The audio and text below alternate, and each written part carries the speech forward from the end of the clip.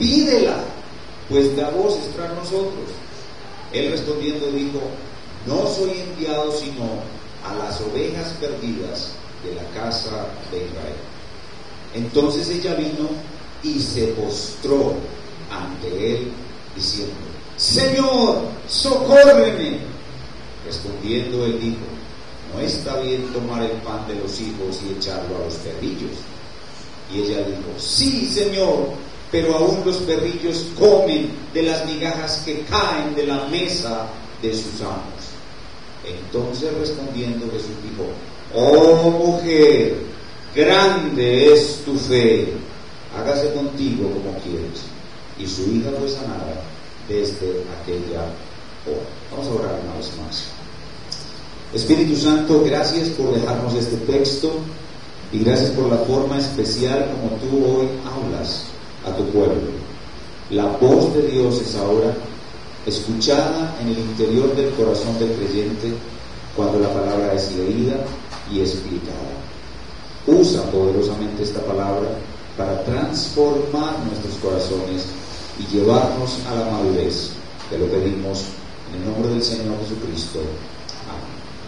Recientemente terminamos un estudio completo de todo el Evangelio de Lucas. Y después de que terminamos el estudio de Lucas, nos hemos propuesto estudiar todos los pasajes de la vida y obra del Señor que no están en Lucas y que están en Mateo y en Marcos. Mateo, Marcos y Lucas son llamados evangelios sinópticos porque son similares. Entonces el contenido de Lucas, que no, la parte de Mateo y de Marcos que no está en Lucas, vamos a estudiarla hasta completar todos los hechos de la vida y obra del Señor Jesús. Y por eso hemos seleccionado este segundo pasaje de ese material que no está en Lucas. Y hoy vamos a exponer este pasaje bajo el título La mujer que maravilló a Jesús. La mujer que maravilló a Jesús. Y cuando yo menciono sobre la mujer que maravilló a Jesús, a muchos de ustedes viene a su memoria un sermón que ya predicamos en Lucas que se tituló El hombre que maravilló a Jesús. Ahora vamos a ver la mujer que maravilló a Jesús. Ya vimos el hombre que maravilló a Jesús, que fue aquel centurión romano quien acudió a Jesús rogando por la salud de un esclavo enfermo.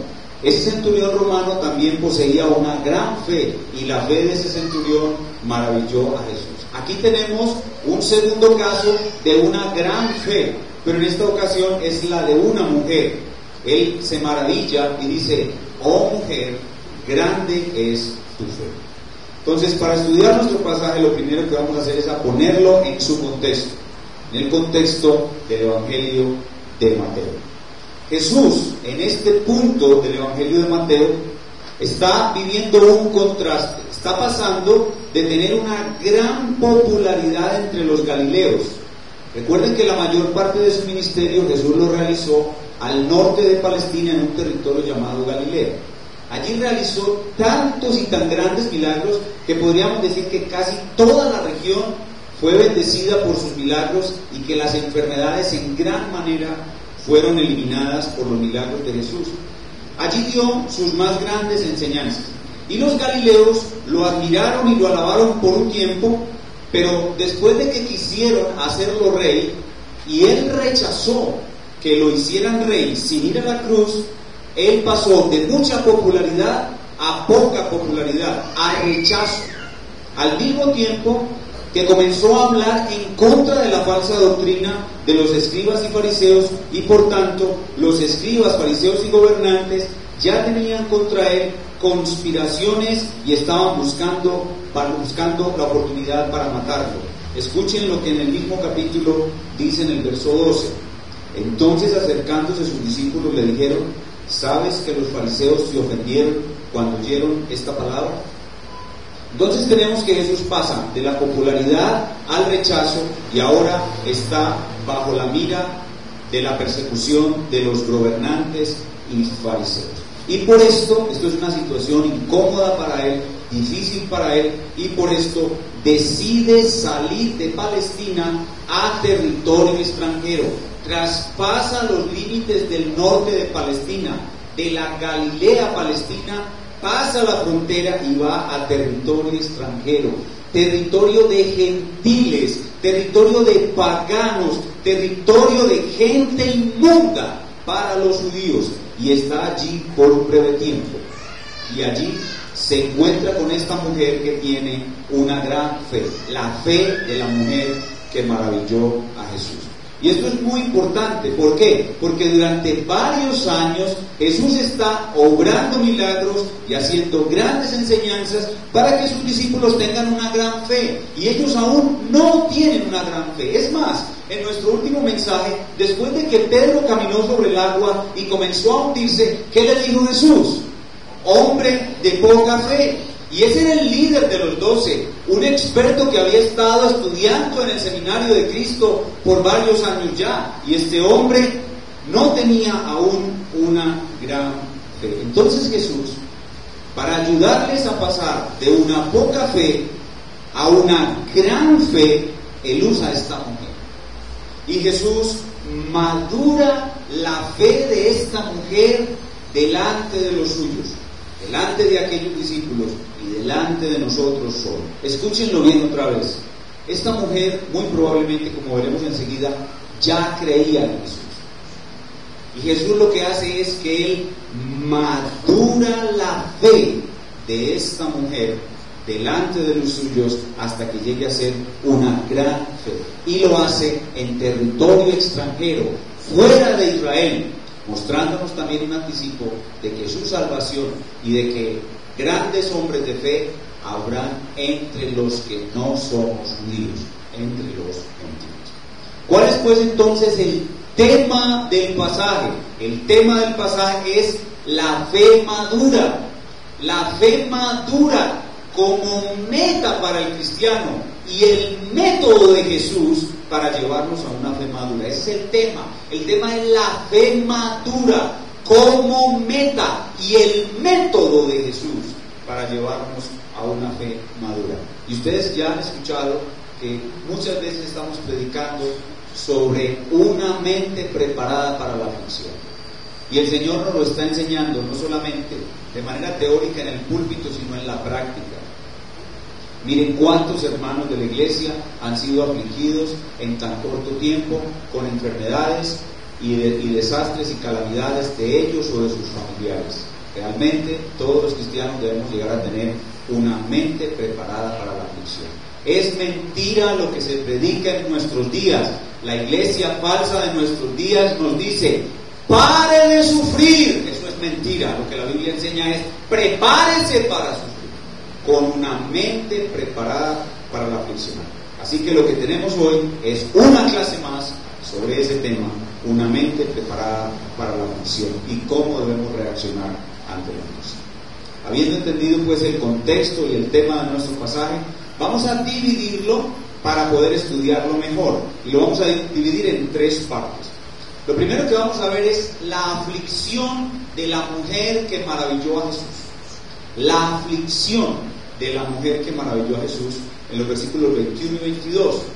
En segundo lugar, veremos la madurez de la mujer que maravilló a Jesús. Cómo el Señor Jesús comienza a forjarla hasta llevarla a ser una mujer madura en la fe y exhibe esa madurez delante de nosotros hoy. La madurez de la mujer que maravilló a Jesús en los versículos 23 al 27, y finalmente la recompensa.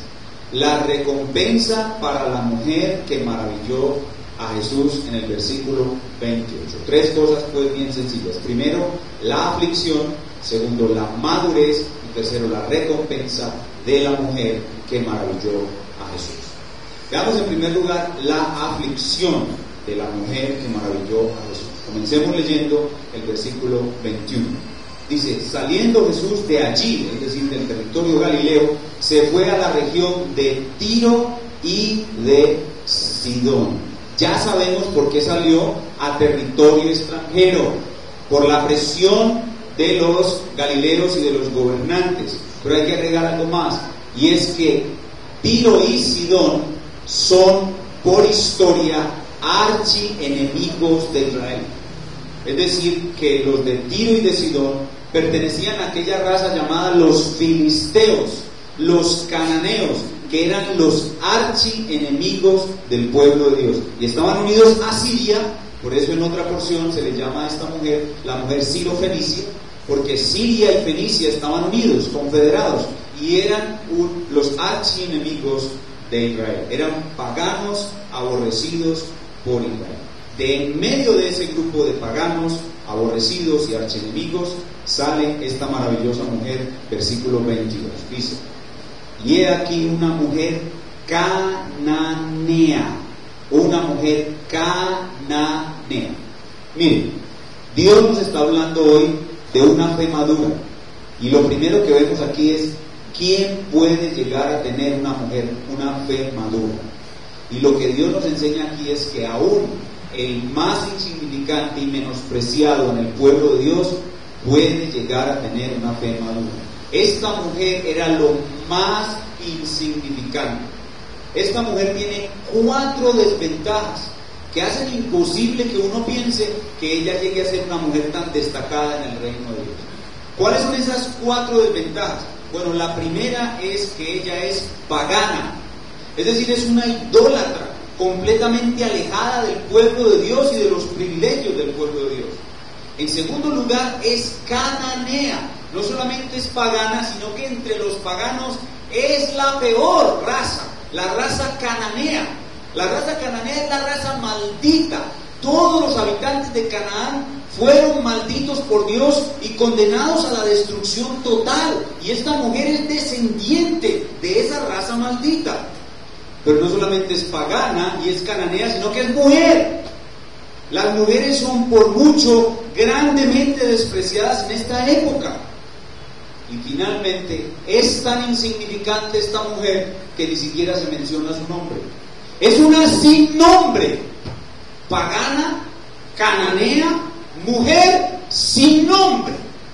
Y ella es la que llega a poseer una fe madura. Y eso le indica a usted que cualquiera de nosotros podemos llegar a tener una fe madura. Nosotros debemos saber que Dios quiere madurar nuestra fe, la fe del más pequeño, la fe del más insignificante. Dice el texto que esta mujer salió, dice, había salido de aquella región. Es decir, que cuando Jesús cruzó la frontera entre Israel y el territorio cananeo, la mujer escuchó que Jesús había entrado en el territorio gentil e inmediatamente salió de algún pueblito cercano de esa región y salió al encuentro de Jesús. Es muy probable que ella ya fuera creyente, que ella ya supiera de Jesús. ¿Por qué? Porque Jesús había hecho varias giras haciendo milagros y predicando por toda la región de Galilea. Y muy probablemente también los extranjeros, al escuchar y ver que él hacía milagros, traían sus enfermos, y dentro de las multitudes que Jesús sanaba, sin duda había muchos cananeos. Y esta mujer probablemente o escuchó de la grandeza de este gran profeta en Israel, o ella misma fue y lo vio, o estuvo en contacto con personas que fueron sanadas por él. Así que es muy probable que ella ya tuviera fe en Jesús. Y lo que estamos viviendo aquí es que una mujer de fe está siendo probada aún en medio de su prueba. ¿Por qué creemos que esta mujer ya creía en Jesús? Ya conocía a Jesús por la forma como se dirige a él. Continúa diciendo el verso 22. Clamaba diciéndole Señor. Lo llama Señor. El pagano solo llamaba Señor a su ídolo. Y esta mujer ya no está llamando a Moloch Señor, o a Baal Señor. Está diciéndole a este judío profeta Señor, dueño soberano, curio, Señor, dueño de todo. Y más adelante vamos a ver que se postra delante de él. Entonces ya esta mujer ha dejado de ser idólatra. Eso indica que ella ya tiene fe, abandonó sus ídolos. Pero algo más significativo aún, lo llama hijo de David. Es decir, ella reconoce que este es el Mesías prometido al pueblo de Israel. Este es el gran Salvador de Israel. Ella conoce la historia, el Antiguo Testamento. Ella tiene un conocimiento real y verdadero de la historia del pueblo de Dios. Y eso es absolutamente necesario para poder tener fe. la relación histórica con el pueblo de Dios.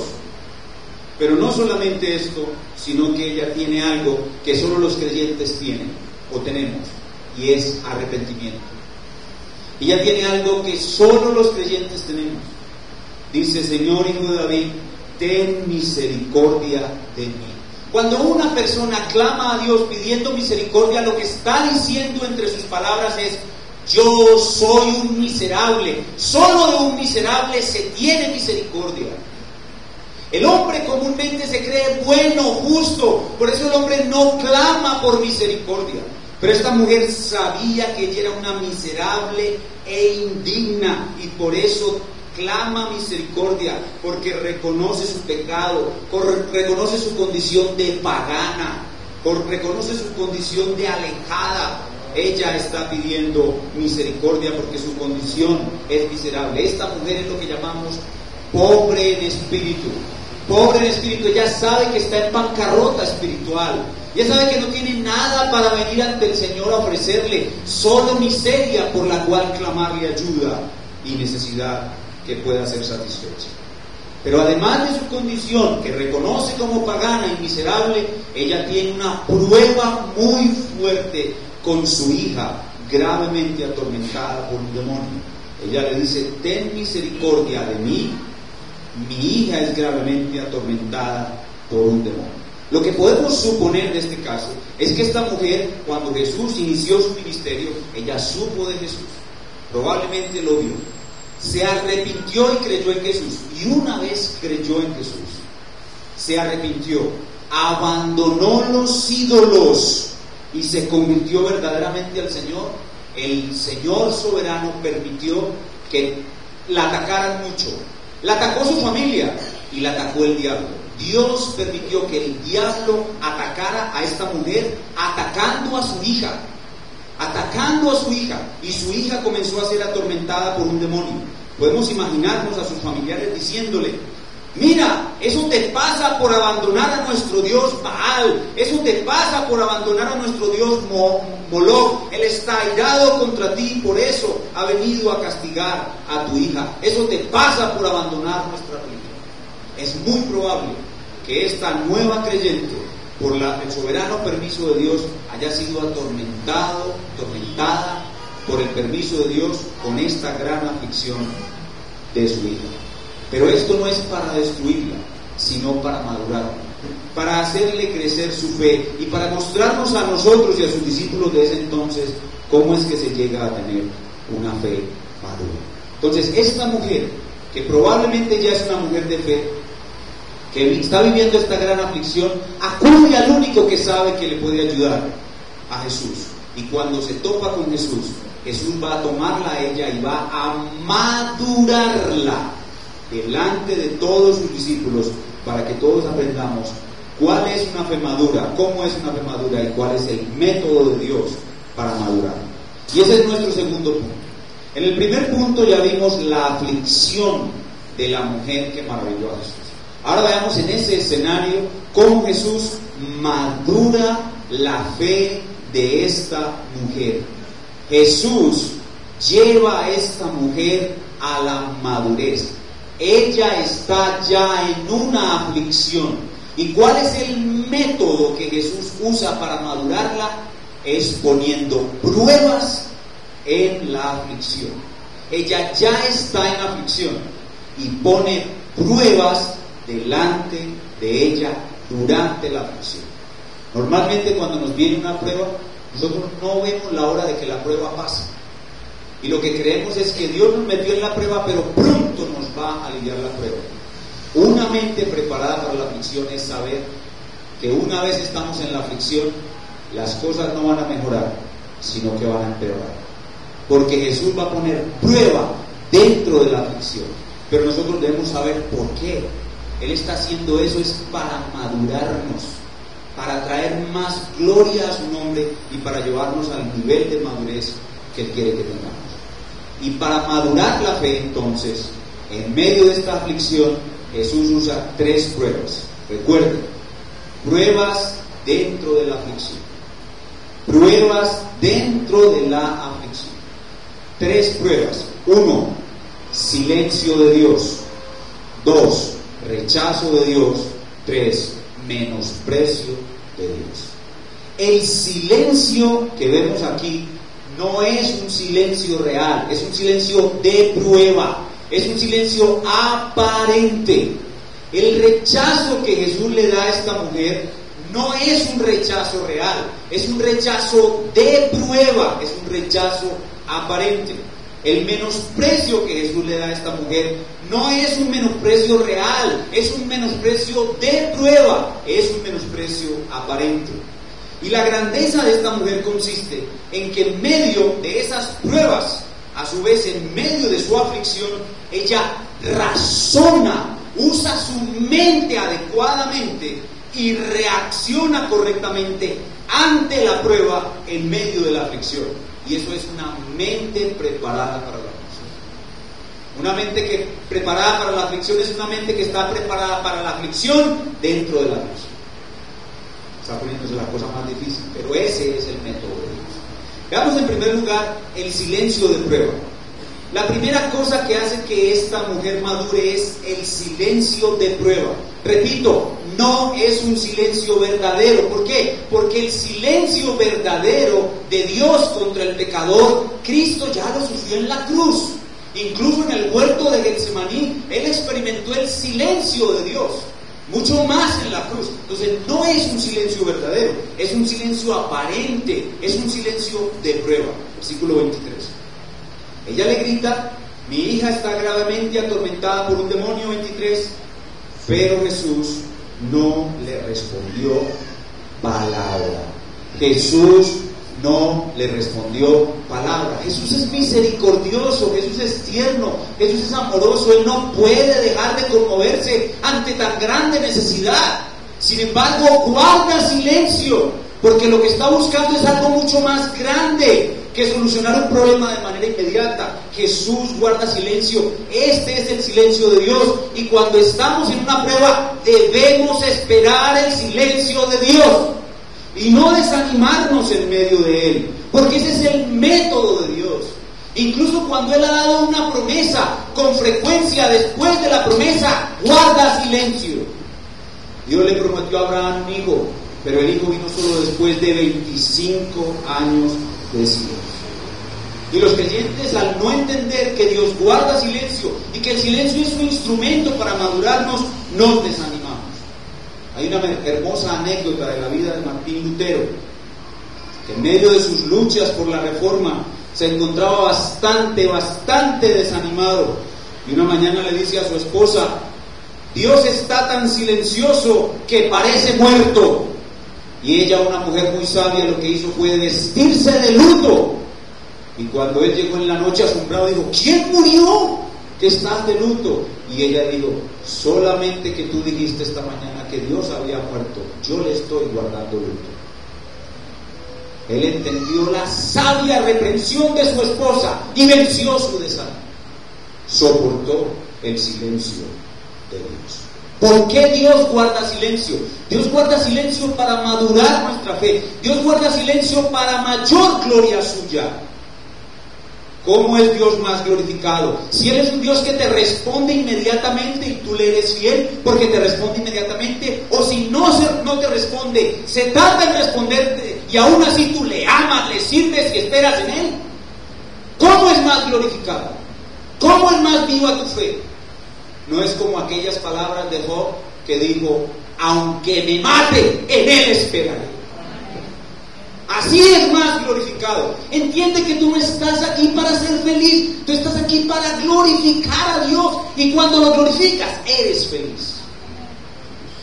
Debemos tener en cuenta, hermanos, el silencio de Dios. Y esta mujer se enfrentó al silencio de Dios con dos armas poderosas e indestructibles. Las dos armas de la fe madura con las cuales se enfrenta al silencio de Dios son la perseverancia y la humillación. La perseverancia y la humillación. Veamos cómo reacciona esta mujer ante el silencio de Dios. Verso 23 otra vez: entonces Jesús no le respondió palabra. Entonces, acercándose sus discípulos, le rogaron diciendo: despídela, pues da voces tras nosotros. ¿Cuál sería la reacción común? ¿Cuál sería la reacción normal? No me dirigió la palabra, no quiere tener nada que ver conmigo, sencillamente me voy. Pero la fe madura persevera a pesar del silencio de Dios, porque sabe que el silencio de Dios es aparente, no es un verdadero silencio, es aparente. Dios no puede guardar silencio contigo, porque el verdadero silencio de Dios con el pecador ya lo recibió Cristo en la cruz. Así que si tú piensas lo que sucedió en la cruz, al enfrentarte al silencio de Dios, la única reacción correcta es perseverancia y humildad. ¿Qué tuvo que pensar esta mujer para que en vez de irse por el silencio de Jesús, ella diera voces gritando detrás de ellos? Ella siguió gritando, en vez de desanimarse con el silencio de Dios, ella comenzó a gritar más duro: Señor, Hijo de David, ten misericordia de mí, mi hija está atormentada. Y seguía gritando y seguía gritando. El silencio de Dios la silenció a ella. No, ¿por qué? Porque ella tenía fe, y su fe iba camino a ser una gran fe, una fe madura. Pero ¿qué tuvo que haber pensado ella antes de tener esta tan grande reacción? Lo que debe pensar todo creyente. Cuando Él no me dirige palabra, pensó ella, es porque yo no soy digna de que siquiera me mire. Y eso es verdad. Yo no soy digno de que Dios me mire. Yo no soy digna de que Él siquiera me mire. No soy digna de que Él me dirija palabra. Pero yo sé que Él es misericordioso y que si insisto, obtendré su atención.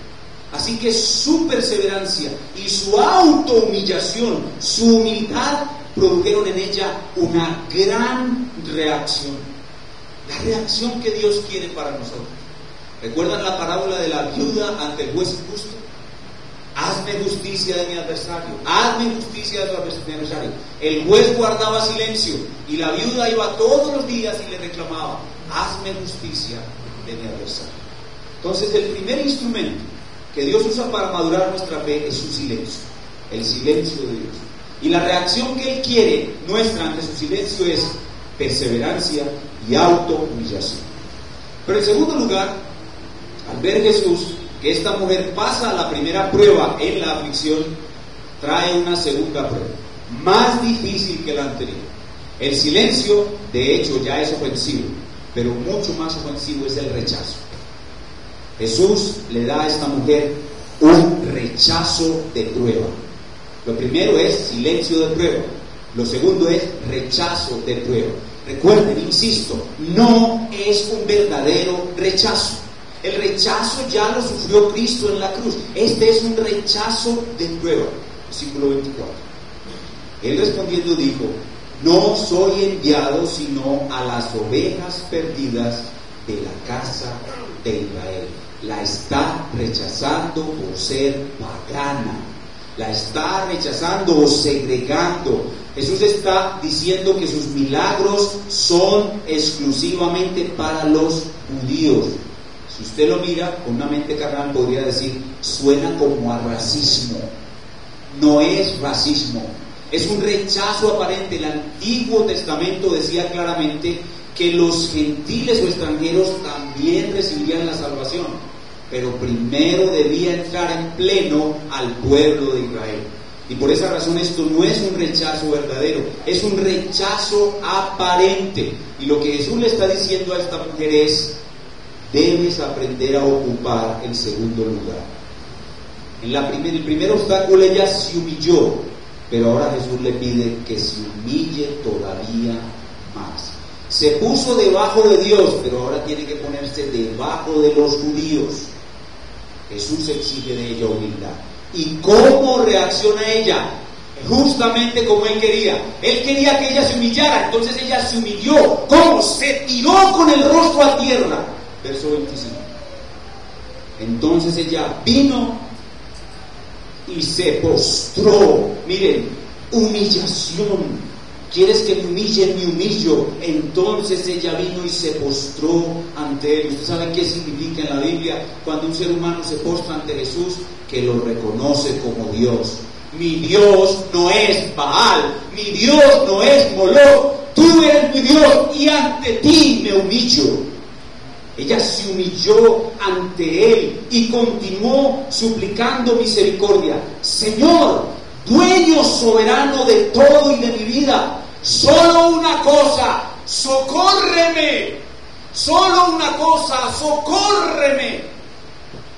¿Pueden ver la perseverancia de esta mujer? ¿Pueden ver su humildad? Su humildad. Ella debió haber pensado para poder reaccionar así. No merezco que me hable. Tiene todo el derecho de rechazarme. Pero Él es misericordioso y yo sigo esperando en su misericordia. Porque yo no valgo nada. Me humillo delante de Él. Quizás alcance su favor. Grande es la obra del Espíritu Santo en la vida de esta mujer. Ella no cesó de perseverar y humillarse con el silencio de Dios. No cesó de perseverar y humillarse con el rechazo aparente de Dios. Y ahora viene una tercera prueba dentro de la aflicción más dura que las anteriores. Porque el silencio es doloroso, el rechazo es doloroso, pero el menosprecio es todavía más doloroso. Pero recuerden, no es un verdadero menosprecio, es un menosprecio aparente, porque el verdadero menosprecio lo sufrió Cristo en la cruz por los suyos. Versículo 26. Respondiendo él dijo: no está bien tomar el pan de los hijos y echarlo a los perrillos. Esta expresión es una parábola. Aquí hay unos personajes que debemos identificar claramente. Hay unos personajes que se llaman los hijos. ¿Quiénes son los hijos? Los hijos son los judíos. ¿Y cuál es el pan de los hijos? Son los milagros, la obra y la persona del Mesías, quien fue prometido primariamente a ellos. Ellos son los hijos. El pan es Cristo y sus milagros y su obra en favor de los judíos. Y ahora Jesús dice: el pan de los hijos no es bueno echarlo a los perrillos. ¿Quiénes son los perrillos? Los judíos llamaban a los paganos, por considerarlos inmundos, los llamaban perros. Al pagano o al gentil se le llamaba perro, y un judío no entraba en la casa de un pagano porque se contaminaba. El no judío era inmundo ceremonialmente, y el solo entrar en su casa se contaminaba. Jesús está tomando ese simbolismo y lo está aplicando a la mujer. Los judíos menospreciaban horriblemente a los gentiles, pero ahora Jesús toma esa expresión perro y la suaviza, y no habla del perro con toda su crudeza, sino que la llama a ella perrillos. Perrillos. Y lo que le está diciendo es, suavizándolo, y ahí se nota también que es una prueba, le está diciendo: tú eres una mujer impura, tú eres una mujer indigna, tú eres impura, tú eres indigna. Recuerden, silencio, rechazo y menosprecio. Y todo es aparente. El único propósito que tiene es que esa mujer madure su fe con perseverancia y autohumillación. ¿Y qué hace ella cuando él le dice perrillo? Lo mismo que hizo en las dos ocasiones anteriores. Lo que hizo fue humillarse y perseverar. Esa es la fórmula: humillarse y perseverar. De nuevo, se humilla y persevera. Y ella dijo: sí, Señor, yo soy un perrillo. Ella reconoce que realmente ella es indigna, y ella de nuevo razona ante su obstáculo: yo soy un perrillo, soy una mujer indigna, pero, y ahora el Espíritu Santo le da una sabiduría prodigiosa a esta mujer: aún los perrillos, utilizando la misma figura, comen las migajas que caen de la mesa de los amos. Ella se humilla colocándose aún debajo de los judíos. Le dice a Jesús: si tú me ordenases que yo fuera esclavo de los judíos, yo lo haría, porque tú eres mi Señor. Ella se humilla y se coloca por debajo de los judíos, pero continúa en la misma forma como empezó: socórreme, socórreme. socórreme, tan solo una migaja de tu socorro, tan solo una migaja de tu misericordia. Sé que el Mesías es primeramente para los judíos, sé que yo no tengo derecho, sé que no soy de esa raza, sé que soy impura y pagana, pero dame, socórreme con una migaja de lo que trajiste para ellos. Y eso impacta a Jesús de tal manera que Él reconoce la grandeza de la fe de esta manera. Perseverancia, humillación ante el obstáculo, ante la prueba, en medio de la aflicción. Los cristianos debemos perseverar y humillarnos, perseverar y humillarnos, perseverar y humillarnos. Esa perseverancia es vista en otros hombres de Dios. En el caso de Jacob en Peniel, cuando él estaba luchando con el ángel, luchó con tal perseverancia que le dijo al ángel: no te dejaré si no me bendices. Esta perseverancia la vemos también en Ruth. Esta mujer estaba tan decidida a pertenecer al pueblo de Dios que le dijo a su suegra: no me pidas que te deje ni que me vaya de ti. Donde tú vivas viviré, donde tú mueras moriré. Tu Dios será mi Dios, tu pueblo será mi pueblo. Perseverancia y humillación. Y como consecuencia de esta gran fe que Cristo madura a través de estas tres pruebas, vemos la recompensa que Cristo otorga, y aún otorgará más a la mujer que maravilló a Jesús. Ya vimos la aflicción de la mujer que maravilló a Jesús, la madurez, en qué consistió, cómo la logró, de la mujer que maravilló a Jesús, y en tercer lugar, la recompensa para la mujer que maravilló a Jesús. Y la recompensa es doble. La recompensa es doble. Es en primer lugar un elogio que le asegura las más grandes recompensas cuando Él vuelva en su gloria. Y en segundo lugar es la liberación de su hija poseída. Versículo 28. Entonces respondiendo Jesús dijo: oh, esa expresión oh significa maravillamiento, asombro. Oh mujer, grande es tu fe. Ese es el elogio. Ella había pasado la prueba, había madurado su fe, ahora solo le quedan las recompensas. Escuchen lo que dice Santiago 1:12. Bienaventurado el varón que soporta la tentación. En este caso es una mujer. Bienaventurada la mujer que soporta la tentación, porque cuando haya resistido la prueba, recibirá la corona de vida que Dios ha prometido a los que le aman. Grandes recompensas en el cielo hay para esta mujer, y también en la tierra la recompensa que ella esperaba: su hija fue sanada. Así tenemos entonces el relato de la mujer que maravilló a Jesús, cómo la fe madura es nuestra meta y cuál es el método de Dios para llevar la madurez nuestra fe. ¿Y qué aprendemos entonces de la mujer que maravilló a Jesús? En primer lugar, que Dios quiere que todos sus hijos maduremos en la fe. Dios no quiere que ninguno de nosotros se quede sin una fe madura.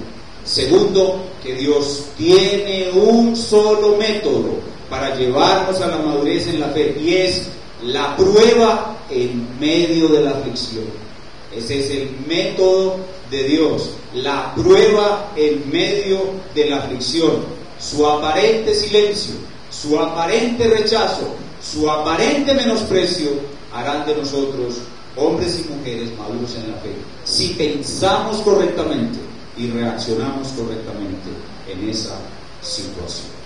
Y que lo que debemos tener cuando Dios nos prueba de esa manera son solo dos cosas: humillación y perseverancia. Si nos auto-humillamos más y más, reconociendo que no merecemos nada, reconociendo que Él puede hacer con nuestra vida lo que Él quiera, y perseveramos, perseverancia y humillación, perseverancia y humillación, tendremos una fe madura y una mente preparada para Dios. Terminemos entonces con unas palabras de aplicación. Apliquémonos ahora este pasaje a nuestras propias vidas. Primero que debemos observar es: miren el tipo de persona que llegó a tener una gran fe. No se trata del pastor de la iglesia, No se trata del hermano más antiguo, no se trata del mejor hombre y de la mejor mujer, se trata de la más despreciada, de la más, entre comillas, desfavorecida, de la que tiene más desventajas. La gran fe no es un objeto exclusivo de unos pocos en el pueblo de Dios. La gran fe que Dios quiere que tengamos es para los débiles, para los pobres, para los que estamos en desventaja, para los que estamos en inferioridad. Cualquiera de nosotros, si esta mujer llegó a tener una gran fe, cualquiera de nosotros puede llegar a tener.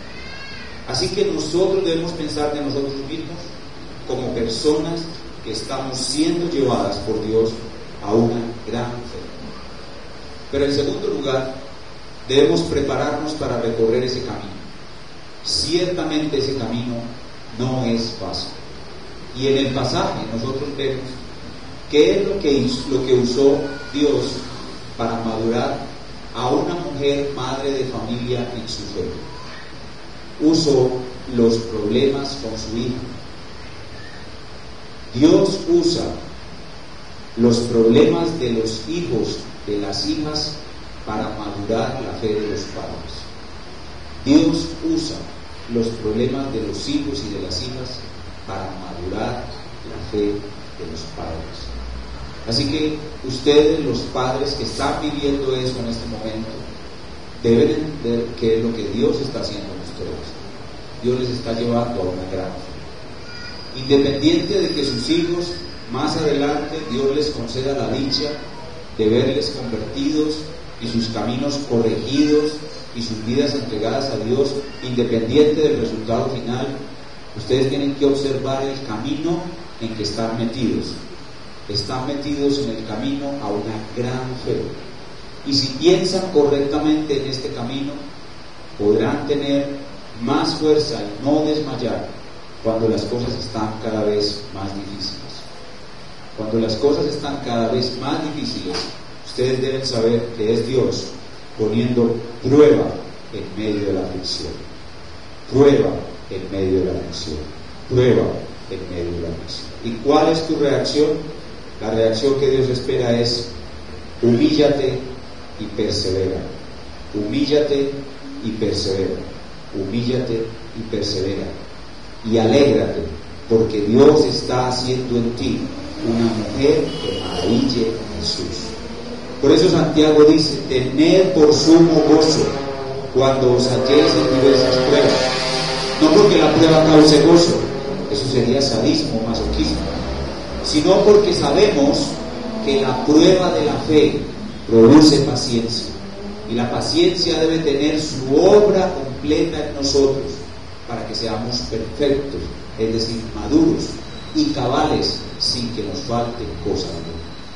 Y así como Dios usa los problemas y las debilidades de las hijas para madurar a las madres, Dios va a usar toda clase de problemas en nuestras vidas para madurar nuestra fe.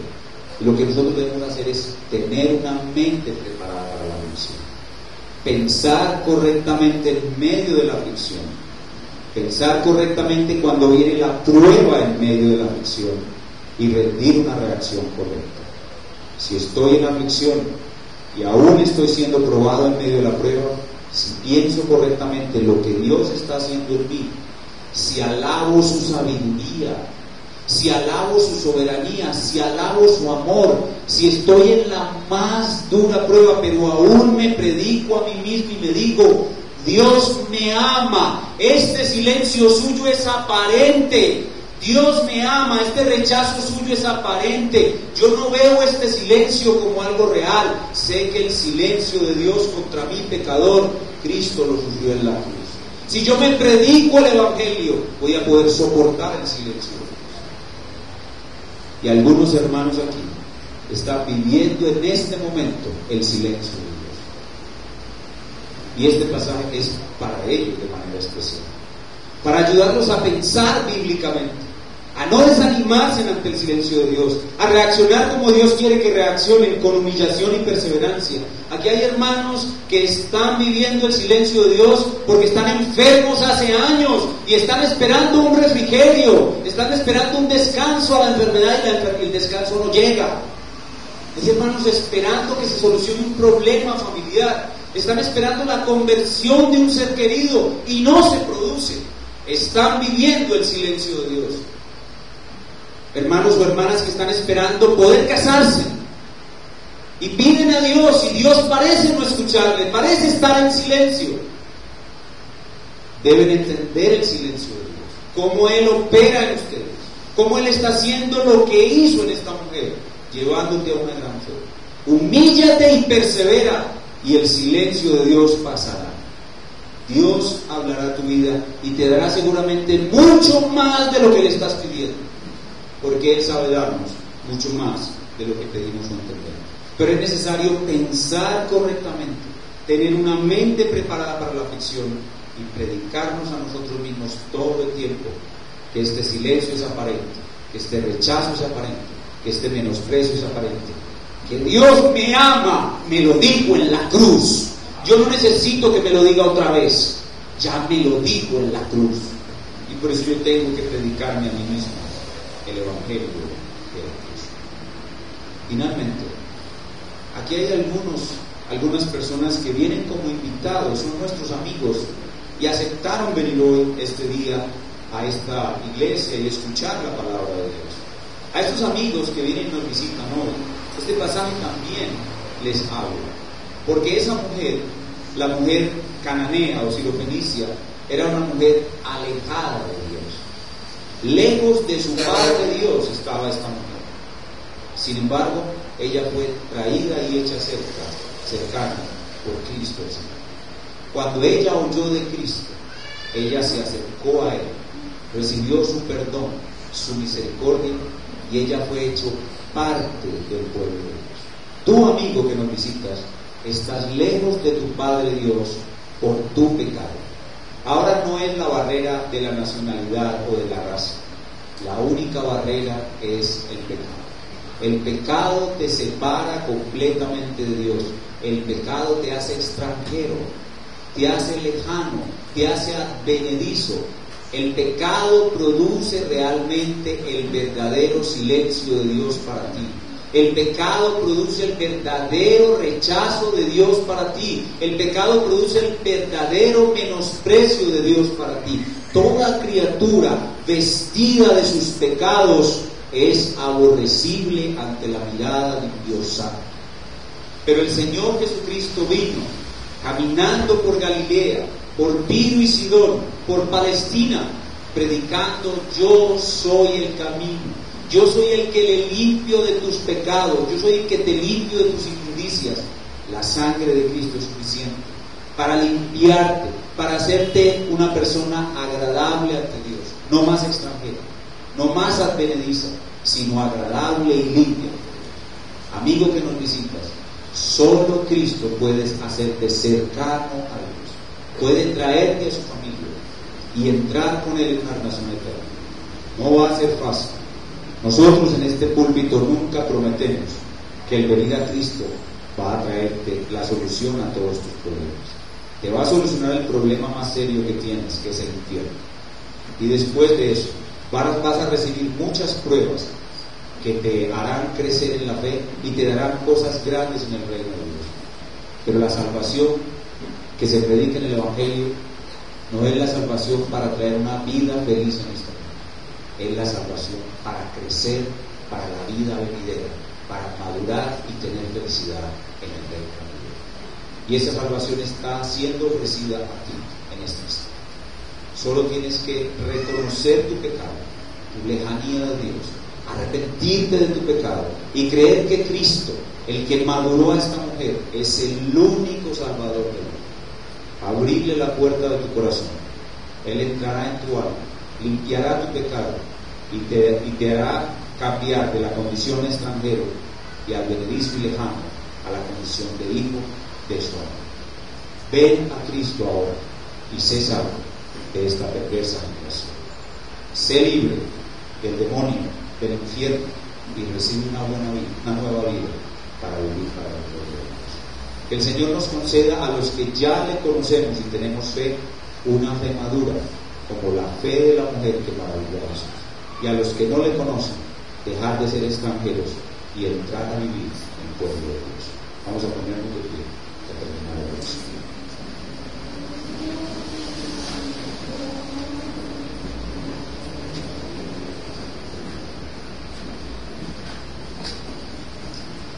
Señor, gracias por este hermoso pasaje. Este es un pasaje realmente maravilloso. Este pasaje debe estar siempre en nuestro corazón, especialmente en los momentos de aflicción. Nosotros debemos recordar cuando estemos en momentos de aflicción y aparezcan las pruebas en medio de la aflicción, debemos recordar a esta gran mujer a la cual Cristo nuestro Salvador maduró por medio de esos obstáculos que Él mismo le puso en el camino de su aflicción.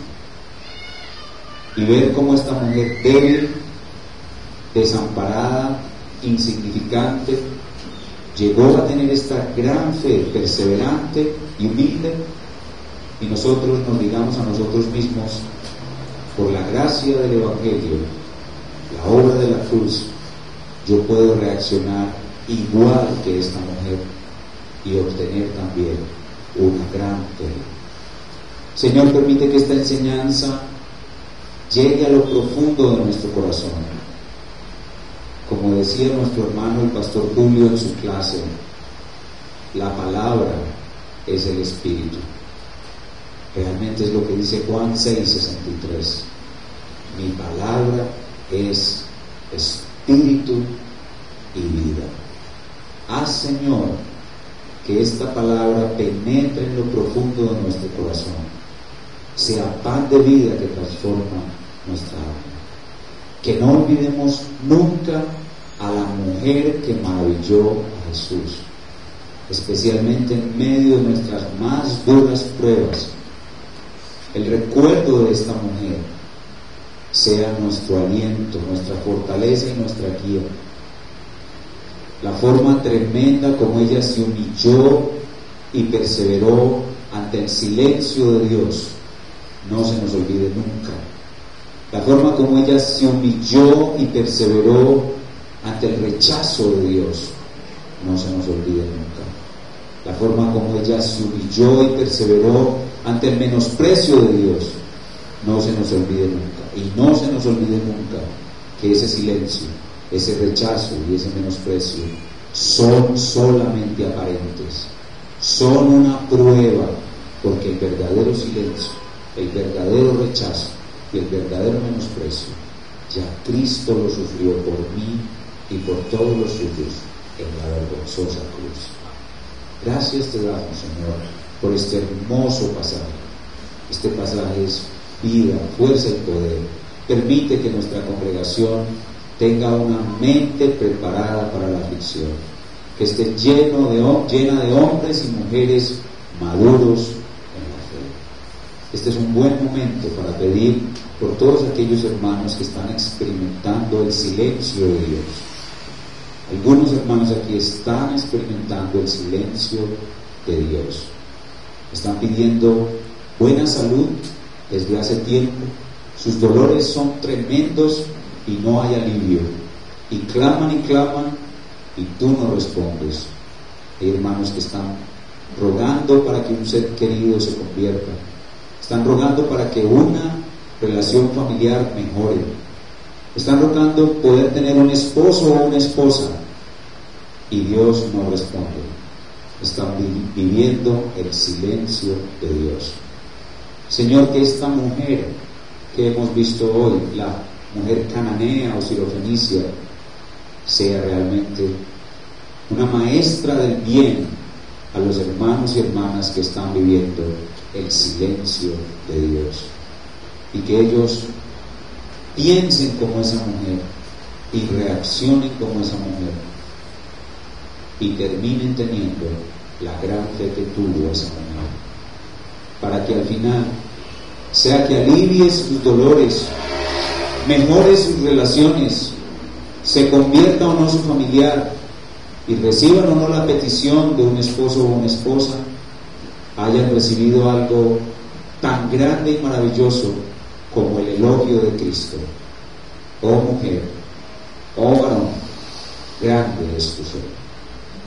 Con esas cosas, para nosotros, es más que suficiente. Dejamos tus respuestas a tu voluntad soberana, sabiendo que nos amas de verdad, que eres sabio y soberano, y lo que tú nos quieras dar está bien.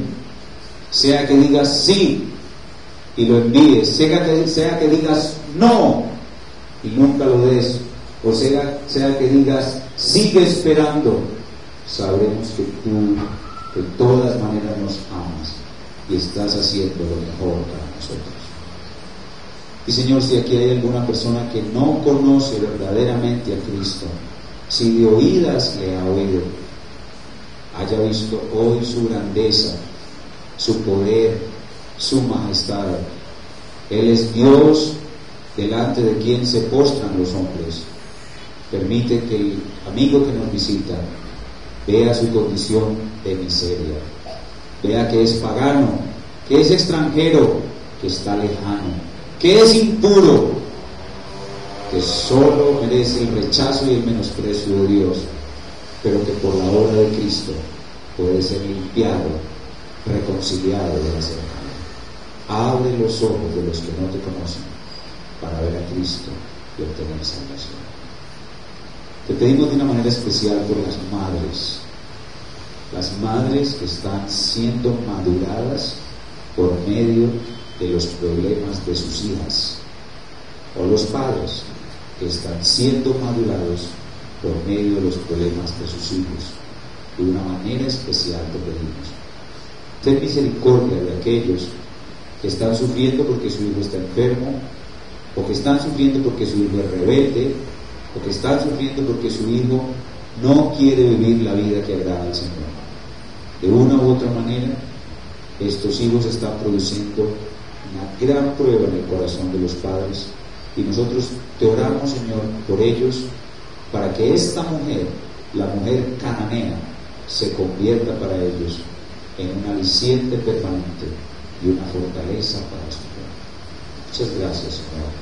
Sabemos que tú has hecho esto, nos has enseñado esto, porque quieres darnos una mente preparada para la aflicción y una fe madura. Muchas gracias, Señor. Ahora queremos honrarte con nuestros cánticos, en el nombre del Señor Jesucristo.